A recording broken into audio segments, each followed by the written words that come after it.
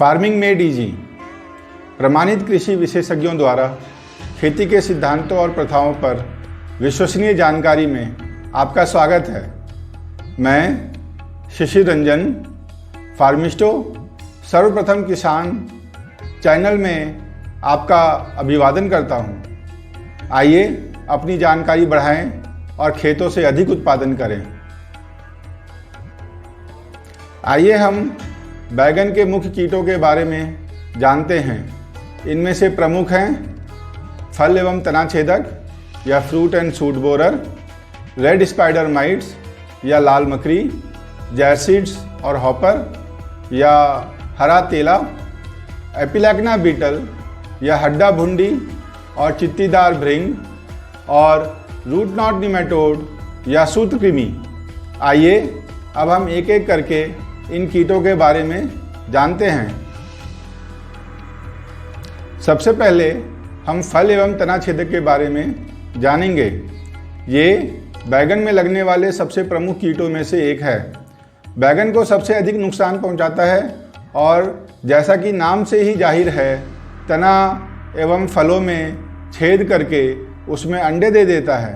अंडे लार्वा बनकर तने और फल को खाने लगते हैं और इससे फसल को बहुत ही नुकसान होता है। जैसा कि आप पहले चित्र में देख पा रहे हैं, शुरुआत में कोमल तना पर जहाँ ये कीड़ा छेद करता है उसके ऊपर की टहनी मुरझा जाती है और झुककर गिर जाती है। जब आप मुरझाए हुए भाग के नीचे ध्यान से देखेंगे तो आपको एक काला बिंदु जैसा दाग दिखेगा। वहाँ से जब आप तना को तोड़ेंगे तो वहाँ तने के अंदर आप इस कीट की इल्ली को देख सकते हैं। साथ ही आपको और अंडे या इस कीट का मल भी दिखाई देगा। जैसा कि आप दूसरे चित्र में देख पा रहे हैं, इसी तने का खुला हुआ भाग है। कीड़े ने तने के अंदर अपना घर बना रखा है। तीसरे चित्र में आप एक कटा हुआ फल देख सकते हैं। फल में भी ये छेद कर उसके अंदर ये कीड़ा अंडा देता है और बड़े होने पर लार्वा फल के अंदर ही फल को खाकर जीवन बसर करता है और फल को इंसान के उपयोग के लायक नहीं रहने देता है। बाहर फल पर जो छेद करता है उसे हम बोलचाल की भाषा में फल काना हो गया है बोलते हैं, या मंडी में भी सब्जी खरीदने वाले ग्राहक इसी छेद से पहचानते हैं कि फल सही है या अंदर से कीड़ा निकलेगा। नियंत्रण के उपायों में सबसे पहले तो जैसे ही हमें पत्ते मुरझाए हुए दिखते हैं, हमें सारे प्रभावित डंठलों को तोड़ के खेत से दूर गड्ढे में डाल देना चाहिए, अंदर मिट्टी में दबा देना चाहिए और सबसे अच्छा तो ये होगा कि हम इसे जला दें। प्रभावित फलों को भी तोड़कर नष्ट कर देना चाहिए, जिससे कि कीड़ों को फैलने और बढ़ने की संभावना कम हो जाए। फसल चक्र भी बहुत ज़रूरी होता है। हमें हमेशा ये ध्यान रखना चाहिए कि हम जिस खेत में पहले आलू, मिर्ची, बैगन या टमाटर वगैरह लगा रहे हैं, उस खेत में बार बार लगातार इन्हीं फसलों को नहीं लगाना चाहिए। ये सारे फसल एक ही परिवार के सदस्य हैं और ये कीड़ा सभी फसलों में लगता है। इसलिए फसल चक्र का अनुपालन करना ही कीट से बचने के लिए ज़रूरी है। प्रतिरोधी किस्में का चयन ये भी एक बहुत ज़रूरी है और आजकल तो बीटी ब्रिंजल भी बाज़ार में आ गया है, जो इस कीड़े को पनपने नहीं देते और उसके पाचन तंत्र को ही प्रभावित करता है और इस कीड़े को मार देता है। हो सके तो ऐसे किस्मों का बीज लगाएं। IARI पूसा नई दिल्ली द्वारा विकसित इन किस्मों को ट्रायल के लिए भारत सरकार के कृषि मंत्रालय ने पिछले वर्ष मान्यता प्राप्त दी है। खेतों में फिरोमोन ट्रैप की भी स्थापना काफ़ी लाभदायक होती है।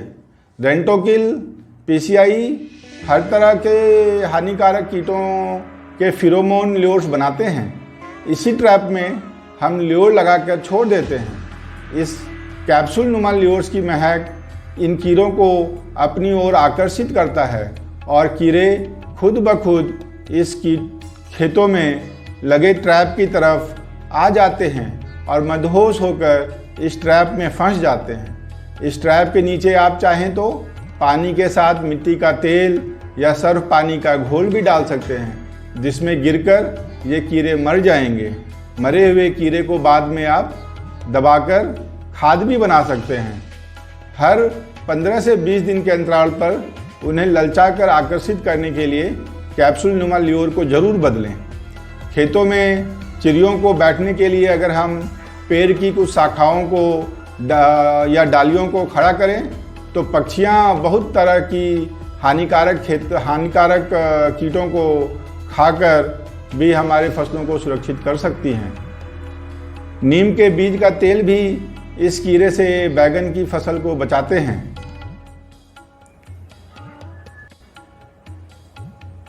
रासायनिक कीटनाशकों में इमामेक्टिन बेंजोएट, जिसे इफ्को इगाओ के नाम से मार्केटिंग करता है, ये काफ़ी लाभदायक है। इसे प्रति एकड़ 80 ग्राम 200 लीटर पानी में मिलाकर छिड़काव करना चाहिए। लम्डा साइलोहेथ्रिन, जिसे इफ्को यूरी के नाम से बनाता है, इसे भी हम प्रति एकड़ 120 ml 200 लीटर पानी में मिलाकर छिड़काव कर सकते हैं।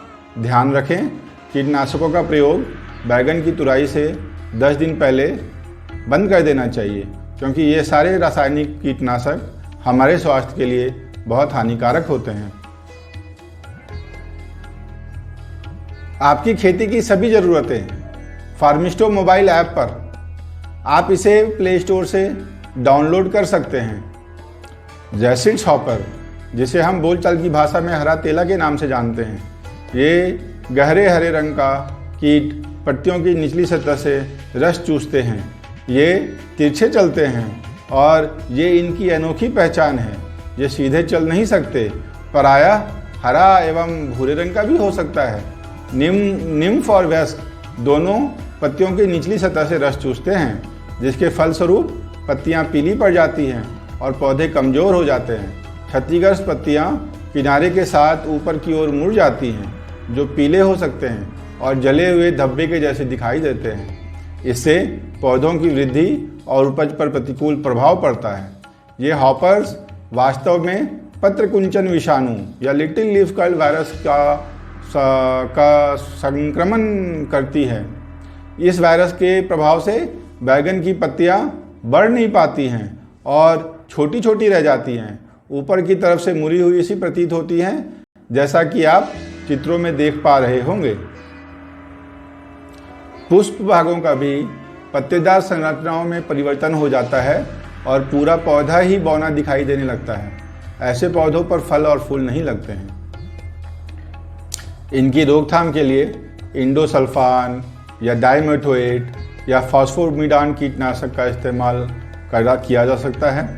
इसके नियंत्रण के लिए रोपाई से पूर्व पौधों की जड़ों को कॉन्फिडार दवा से ट्रीट करना चाहिए। 1 मिलीलीटर कॉन्फिडोर में 1 लीटर पानी में मिलाकर घोल पे और पौधों को बिचड़ों को 1 घंटे तक डुबोए रखें और उसके बाद इस बिचड़ों का खेत में रोपाई करने से ये कीट से बहुत हद तक बचाव हो सकता है और हमारे बैगन में लीफ कर्ल वायरस, पर्ण कुंचन रोग से भी बचा जा सकता है। खरीफ फसल में कार्बोरिल का भी स्प्रे किया जा सकता है। ये बाजार में सेविन के नाम से बिकता है। थाईमेथोक्सम, जिसे इफ्को तैयो के नाम से मार्केटिंग करता है, इसे भी इस्तेमाल करके हॉपर के नियंत्रण किया जा सकता है और इसकी 40 ग्राम पाउडर 200 लीटर पानी में मिलाकर खेतों में छिड़काव करना चाहिए। फिप्रोनिल, जिसे इफ्को सिंजन प्लस के नाम से मार्केटिंग करता है, इसका इस्तेमाल भी प्रभावकारी है। 200 लीटर पानी में 600 ml सिंजन प्लस मिलाकर प्रति एकड़ बैगन के फसल में छिड़काव करना चाहिए। खेती हुई आसान में आप आज बैगन के कीटों के बारे में जान रहे हैं। आइए अपनी जानकारी बढ़ाएं और अपने खेत से अधिक उत्पादन करें। कृपया चैनल को लाइक कर हमें प्रेरित करें ताकि हम आपके लिए ऐसे और वीडियो बना सकें। यदि आपके कोई प्रश्न हैं तो कृपया इसे अपने मोबाइल नंबर के साथ कमेंट बॉक्स में लिखें। हमारे विशेषज्ञ आपको कॉल करेंगे। अब हम जानेंगे रेड स्पाइडर माइट्स या लाल मकड़ी के बारे में। ये बहुत ही सूक्ष्म होता है और आँखों से देखना आसान नहीं होता है। पत्तियों के नीचे कुछ मिनट एक तक देखने से आपको छोटी छोटी लाल दाने हिलता हुआ दिखाई देगा, जिससे कि आप अनुमान लगा सकते हैं कि आपके खेत में लाल मकड़ी का प्रकोप हो गया है। कुछ दिनों में आपके पौधों पर सफ़ेद सिल्क के जैसा चमकता हुआ मकड़ी जाल भी दिखाई दे सकता है। हालांकि बहुत ही हल्का होता है और प्रायः किसान इसे पहचान नहीं पाते हैं। ये मकड़ियाँ पत्तियों की निचली सतह पर पत्तियों की रस चूसती हैं और धीरे धीरे पत्तियों पर सफ़ेद धब्बे बन जाते हैं। प्रभावित पत्तियाँ पर ये सफ़ेद धब्बे धीरे धीरे बढ़ने लगते हैं और पत्तियाँ भूरी हो जाती हैं और अंत में गिर जाती हैं। लाल मकड़ी का नियंत्रण के लिए इफ्को उगाओ जो इमामेक्टिन बेंजोएट है, इसका 80 मिलीलीटर 200 लीटर पानी में मिलाकर छिड़काव करें। क्विनल फॉस भी 200 लीटर पानी में 200 मिलीलीटर मिलाकर छिड़काव कर सकते हैं, या डिकोफोल 100 लीटर पानी में 250 मिलीलीटर मिलाकर भी स्प्रे करने से लाल मकड़ी के नियंत्रण में प्रभावी होता है। ध्यान रखें, रासायनिक कीटनाशकों का स्प्रे के बाद 8 से 10 दिन का अंतराल जरूर रखें बैगन तोड़ने से पहले, जिससे कि रासायनिक कीटनाशकों का दुष्प्रभाव कम हो जाए और फल हमारे खाने के उपयुक्त हो जाए। एपिलैक्ना बीटल कीट, इसे हड्डा भृंग भी बोलते हैं, यह पत्तों को खाने वाला लाल रंग का छोटा कीड़ा होता है। ये कीट पौधों के प्रारंभिक अवस्था में बहुत हानि पहुंचाते हैं। इसकी भुंडी अर्धवृत्ताकार आकार में तांबे जैसे रंग की होती है और युवा और वयस्क हरी पत्तियों को खुरचते हैं और पत्तियों का हरा पदार्थ खा जाते हैं और पत्तियां पूरी तरह से ढांचे में बदल देते हैं, जैसे कि पत्तियां छलनी के जैसी बन जाती है और पत्तियां सूख कर गिर जाती हैं। अधिक प्रकोप की दशा में पूरा फसल बर्बाद हो जाता है। इसका पहचान बहुत आसान है। इसके अंडे पीले सिगार के जैसे आकार के होते हैं और इसकी सभी तरफ धारियों में कांटे निकले होते हैं, जैसा कि आप दर्शाए गए चित्र पे देख पा रहे होंगे। प्यूपा भी पीला रंग का होता है, लेकिन उसमें कांटे नहीं होते हैं और वयस्क कीट आकर्षक लाल या गहरे नारंगी रंग का होता है और इसके दोनों पंखों पर 10-12 काले दाग होते हैं। एपिलैक्ना बीटल कीट, इसे हड्डा भृंग भी बोलते हैं, यह पत्तों को खाने वाला लाल रंग का छोटा कीड़ा होता है। ये कीट पौधों के प्रारंभिक अवस्था में बहुत हानि पहुंचाते हैं। इसकी भुंडी अर्धवृत्ताकार आकार में तांबे जैसे रंग की होती है और युवा और वयस्क हरी पत्तियों को खुरचते हैं और पत्तियों का हरा पदार्थ खा जाते हैं और पत्तियां पूरी तरह से ढांचे में बदल देते हैं, जैसे कि पत्तियां छलनी के जैसी बन जाती है और पत्तियां सूख कर गिर जाती हैं। अधिक प्रकोप की दशा में पूरा फसल बर्बाद हो जाता है। इसका पहचान बहुत आसान है। इसके अंडे पीले सिगार के जैसे आकार के होते हैं और इसकी सभी तरफ धारियों में कांटे निकले होते हैं, जैसा कि आप दर्शाए गए चित्र पे देख पा रहे होंगे। प्यूपा भी पीला रंग का होता है, लेकिन उसमें कांटे नहीं होते हैं और वयस्क कीट आकर्षक लाल या गहरे नारंगी रंग का होता है और इसके दोनों पंखों पर 10-12 काले दाग होते हैं। इनकी रोकथाम के लिए पत्तियों के निचले भाग से पीले अंडों को खोज करके नष्ट कर देना चाहिए और रासायनिक यौगिकों में क्विनल फॉस होता है, जो भारत सरकार की कंपनी है हिंदुस्तान इंसेक्टिसाइड्स लिमिटेड, ये हिलक्विन के नाम से बनाती है। इसका 400 मिलीलीटर 200 लीटर पानी में मिलाकर 10 दिन के अंतर पर छिड़काव करें। और अंत में हम जानते हैं रूट नॉट निमेटोड, जिसे सूत्रकृमि कहते हैं। ये कृमि पुराने पौधे की तुलना में नए पौधों में ज़्यादा क्षति पहुंचाता है। रोपाई के तुरंत बाद इसका असर ज़्यादा देखा गया है। जब पौधे की जड़ें कोमल होती हैं तो ये सूत्रकृमि पौधों की जड़ों से अंदर घुसकर और घर बनाता है और उसमें बच्चे देता है, जिससे कि जड़ों में गांठ बन जाती है। जैसा कि आप चित्र में देख रहे होंगे, बैगन की जड़ें दलहन की फसल के जैसी हो जाती हैं और पौधे बौने हो जाते हैं। पत्तियों में क्लोरोटिक लक्षण दिखाई देने लगते हैं, मतलब कि पत्तियां पीली पड़ने लगती हैं और सारा रस चूँकि सूत्रकृमि जड़ में ही चूस लेता है, तो ऊपर जड़ से जो है सो पौधों में रस नहीं जा पाता है और फलन पर भी प्रतिकूल प्रभाव पड़ता है। सूत्रकृमि के नियंत्रण के लिए बैगन के खेतों में बीच बीच में गेंदा के फूल का क्यारी लगाना जरूरी होता है।